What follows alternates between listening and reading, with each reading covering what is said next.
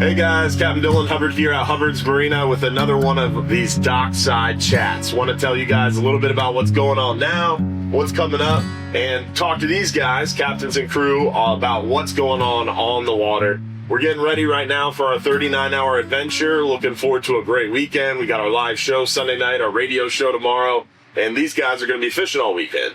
And it's been a little bumpy, but things are calming down. Fishing, dude, what is going on with the mangrove snapping? That is the topic right now. I was talking to some other captains locally, Captain Glenn Taylor, and Cap Mike.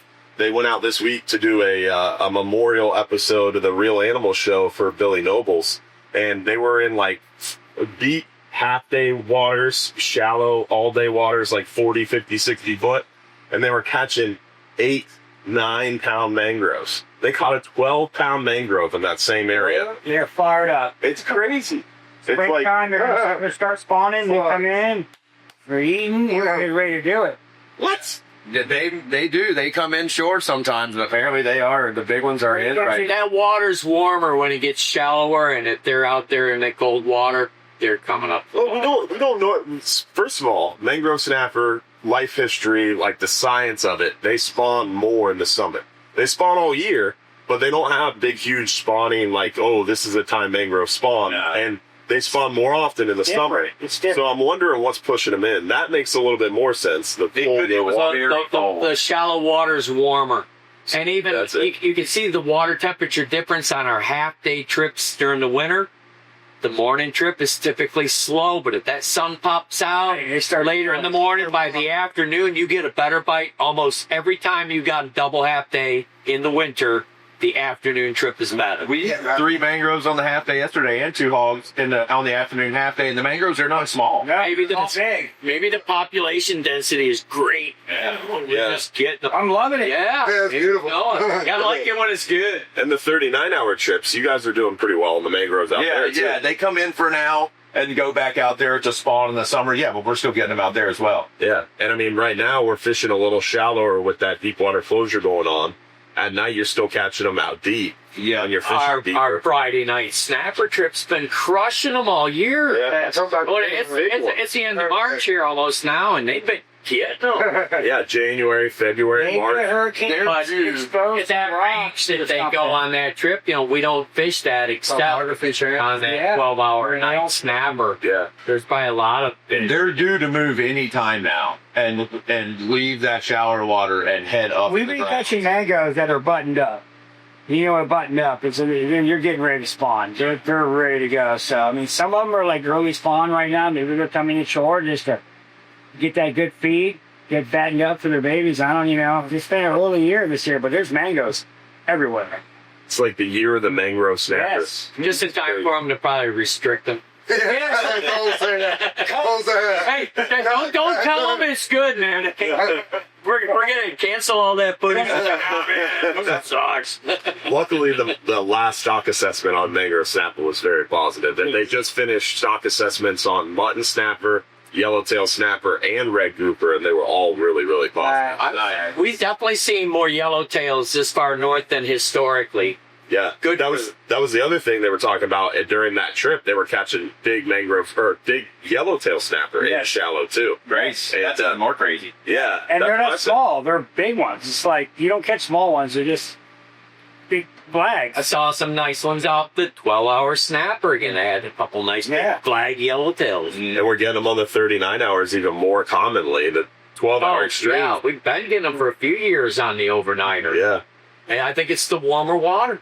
Yeah, the yellowtails, and even the muttons too. The mutton snapper. Yes, and that's another one. It's typically from Fort Myers south. Yeah, we get quite a nice show of muttons up here. Yeah. I was talking to Andrew on one of the commercial boats, and he was fishing above the 28 line, so north of Tarpon Springs, and they were catching muttons. They caught like something like, I think he said 800 to 1,000 pounds of muttons. What? Really? North of the 28 line. Well, like gags, historically you get gags from 30 degrees below the equator to about 30 degrees above the equator. But I wouldn't be surprised on the East Coast to start seeing catching gags further north too. Yeah.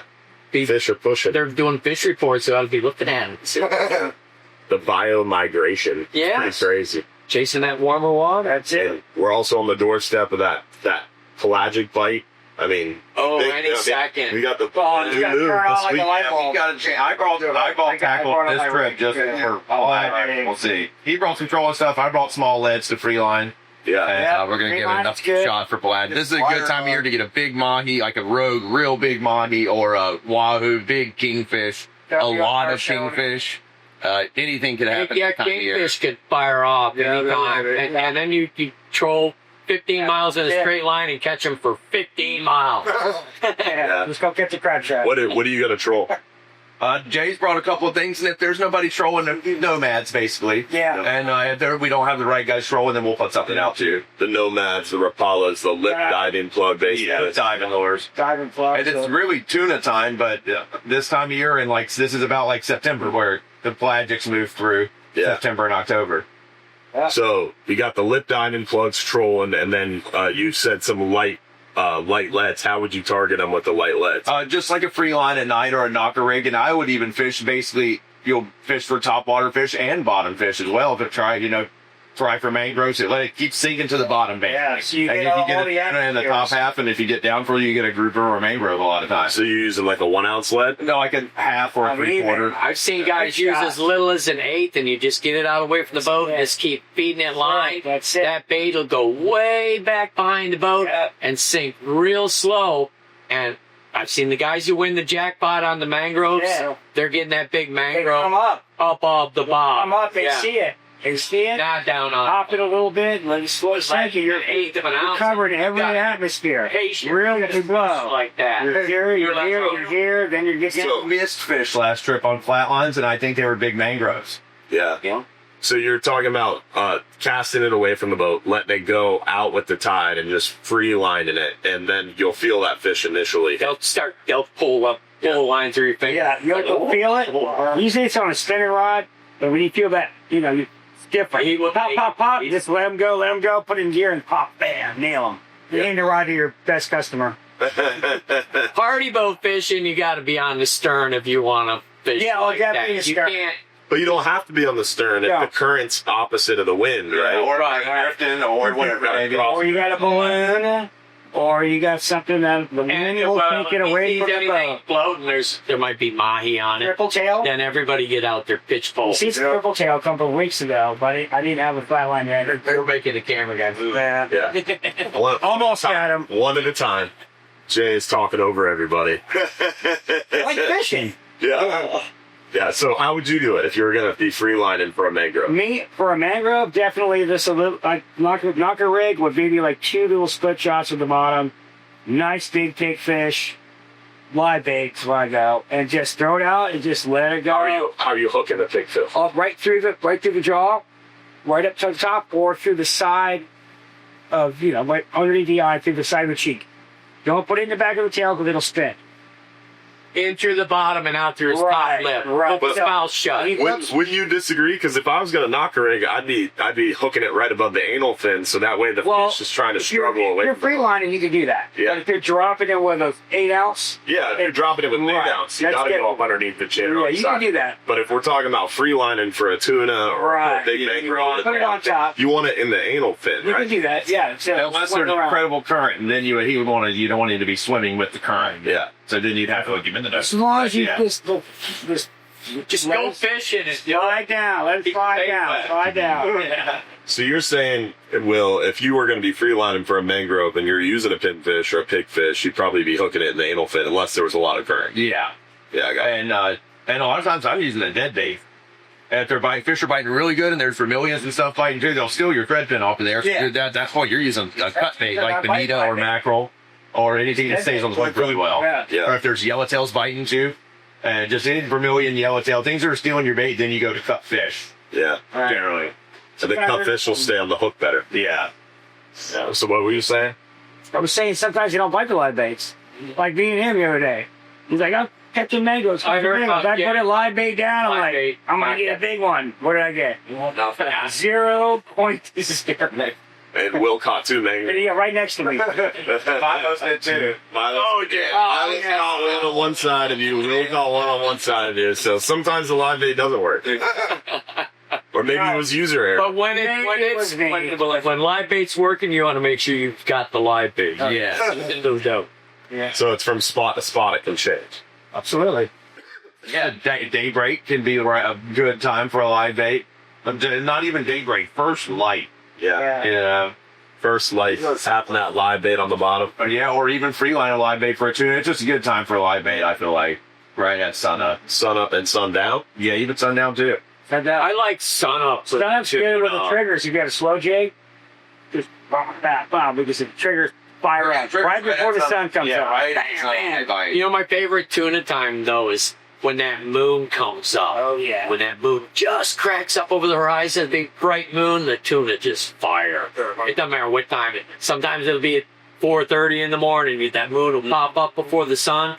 Ricardo laying 12 damn tuna. It's like the sun. They see the moon will shut off the bait. You see. And I think that is part of it, the visual. Yeah, they can see. Just like mangoes and I do. They look up and see that moon. It's time to eat. Moonrise is always a good time to get the bite, just like sunrise or sunset. Moonset will sometimes work too, but a lot of times moonsets during the day. Yeah, and it doesn't look bad. So it kind of depends, but moonrise can vary in timing throughout your trip. Can. Sometimes you see it, a lot of times you don't, but when you see it popping up at 3:30 in the morning, it's gonna fire up. Yeah. Or sometimes they bite until the day for no reason. You'll get a bite right in the middle of the day. That's either the moon setting or rising, or it's full, or straight up, I filmed the eclipse the other day. Me and my girl stayed up talking on the phone all half the night watching it start the eclipse. I know. She's in her house. I'm at my house. We're both drinking coffee and bourbon from midnight till 2:30. You see the moon come out? But I posted it. Oh, yeah, I posted like 4 pictures in a row. And a couple of our regulars like, yeah, man, I was watching it too. And then I fell off into this deep bottomless pit about, wondering how the fight's doing. And I got 2 or 3 responses. Yeah, they asked me on the news during our news segment that Friday after the eclipse of what is happening, or what does the eclipse do, or does the eclipse affect fishing? And in my opinion, I think all that does is you have the sun and the moon in a line. That's what causes the eclipse. So you have more of a tide. Yeah. Well, they're in a line, but on opposite sides of the planet. So do you get more pull that way, or does it neutralize? As long as it's in a line, I believe it's more pull. Then it ought to be better fishing. Yeah, just bigger tide. Well, if you have a Timex, it would have 1 or 2 or 3 or 4 fish on it. It's supposed to be with that table. Just another excuse to get the guys up, catch more fish. 4 fish, guys. I know it's 1:30. I got 4 fish of them. Yeah, time to make sure we have the lines in water. Yeah. So we're coming into that springtime. The deep water closure is about to end. The deep water closure hasn't slowed us down too much. We've still been getting plenty of grouper and plenty of snapper. But now with that deep water closure going away, we have a lot more flexibility. Yeah. So, I mean, we're going to be fishing deeper. What's your plan? Absolutely fishing deeper. The nighttime fishing, we could be fishing much deeper right now, but it's so far away from where we can keep red grouper that we're not doing that now. We did that last weekend, and it's about a 2-hour drive in the morning to get to where we keep red grouper. And I've got a feeling these snappers are moving up into the southern grounds right now, the mangroves, and we're going to do well in the mangroves, and we'll be very close to these red grouper we got last week. And I imagine even a little bit deeper, we're right on the edge of the fence. We were moving last trip because we were getting to the fence. Yeah. And then we're having to pick up and move and go back and drift again.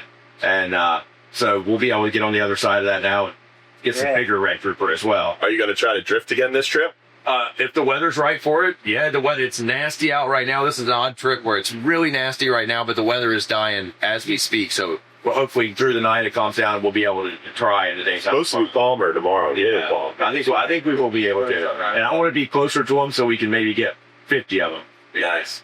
I doubt that, but never know. You're still open. One fresh spot. Yeah, or drift. The drifting works. Yeah, I love drifting. If you can do it, if you're in the right, we were in the right spot. Drifting for regular. I'm going to say the depth, but we were in the right depth. Plus, you're at 30 people, so 30 people is the right crowd number. Yeah. You got the weather calming down for it, so potentially we're going to be able to crush those right. Yeah, we're thinking. Drifting inside the fence, you're not drifting 300 feet of water either. You're drifting 120. No, it wasn't very tangly. It's not very tangly. It's a lot different than a half day. They know a little more than drifting on a, everybody just works together and it works out. A couple of guys from the stern will come on the side because that gets a little crowded. Yeah. And other than that, it works out pretty simple. And this time of year, If you're wondering why we're drifting, is you can't target a whole lot in the daytime this time of year. We can't keep the big vermilions are out in the deeper water, and if we go out there, we can't keep the grouper. so a lot of, We're just working. We're catching what we can catch right now. so that's why we're doing this. And it's working out. Yeah. Oh yeah, a lot of red Work out groupers again. last weekend. Yeah. Weekend before. Nice. Anything else you guys want to add? Let's go fishing. Yes, we're excited. We got high hopes for this trip. Yeah. Awesome. Well, don't forget, every Sunday night, 7:30 p.m., we do our live stream show. We give away $1,500 in free fishing trips. Plus, we got the radio show. We got so much more and a lot of new YouTube videos coming out. So make sure you subscribe to us on YouTube. Follow Hubbard's Marina on TikTok, Instagram, Facebook, all that good stuff as well. And hopefully we'll see you out here on the water, because if you're too busy to go fishing, Yes. see you guys soon.